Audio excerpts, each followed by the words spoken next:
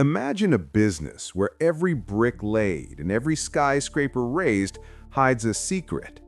A world where politicians, union leaders, and mob bosses dine at the same table, and the price of loyalty is paid in blood.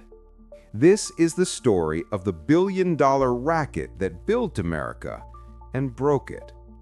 Before we start, hit subscribe, because what you're about to hear is the truth they buried under concrete. In post-war America, cities were growing faster than ever. Skyscrapers rose like steel forests, highways stretched across the nation, and behind it all, there was money. Big money. And wherever there's money, there's the mob. By the 1950s, construction wasn't just an industry. It was the Mafia's gold mine. They didn't need casinos or speakeasies anymore. They owned the unions, the teamsters, the laborers, the cement and trucking locals, all under mob control. If you wanted to build in New York, Chicago, or Philadelphia, you had to pay. They called it the tax, a cut from every contract, every shipment, every brick. And if you didn't pay, your project didn't get built. Or worse, it burned to the ground before it ever started.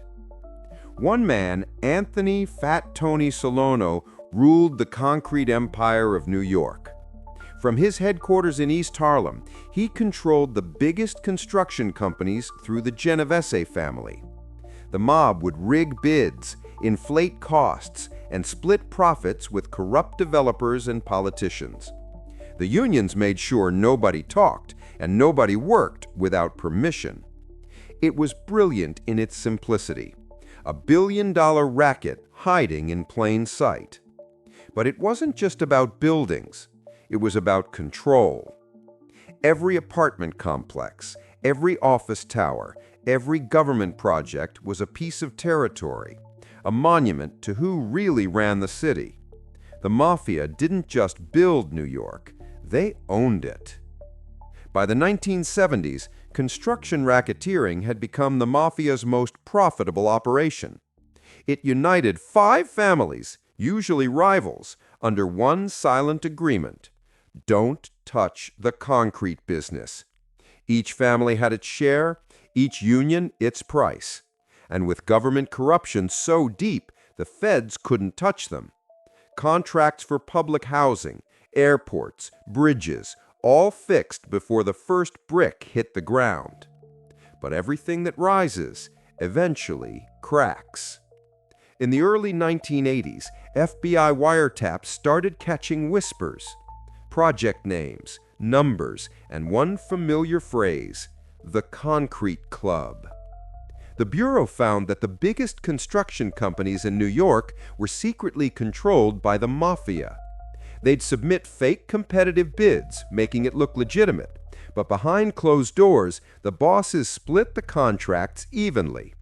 A $100 million highway project might end up costing $150 million, and the extra 50 straight into mob pockets. In 1986, the Commission trial exposed the entire network. For the first time, the 5 Mafia families of New York were indicted together. RICO charges, extortion, racketeering, bribery. Fat Tony Salerno, Paul Castellano, and his allies faced justice. But here's the twist. Even after convictions, the system didn't change. Union corruption, backroom deals, political payoffs, they all survived under new names and new faces. Because the problem was never just the Mafia. It was the hunger for power. Construction remains one of America's most corrupt industries. Bribes, inflated bids, and silent partnerships still plague city projects from New York to Los Angeles. It's a cleaner version of the old game. No guns, no blood, but the same greed. The men who once ruled with fear now rule through paperwork. White collars instead of black suits.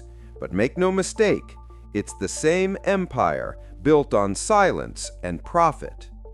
So next time you walk past a towering building or a new bridge gleaming in the sunlight, ask yourself, who really built it? Who got paid? And who had to disappear for it to stand? Because the American dream wasn't just built with steel and concrete, it was built with corruption, loyalty, and blood. This was the billion-dollar racket, and the truth, like the foundations beneath our cities, is deeper and darker than you think. If you want more stories like this, real power, real crime, real history, hit that subscribe button. Because the mob might be gone from the headlines, but their fingerprints are still on every brick of America.